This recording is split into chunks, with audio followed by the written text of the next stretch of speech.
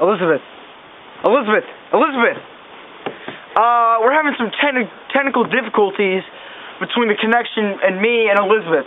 Elizabeth is on the other side of town. Elizabeth? Folks, she's completely lost her. It is insane out here. The roads are getting icy. The telephone poles are falling. It's getting rough.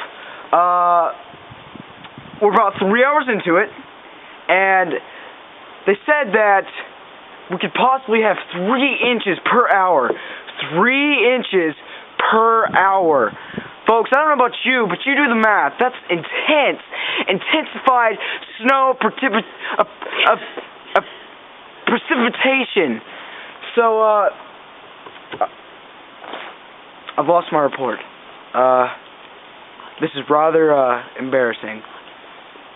But, I'll get back to you. I promise.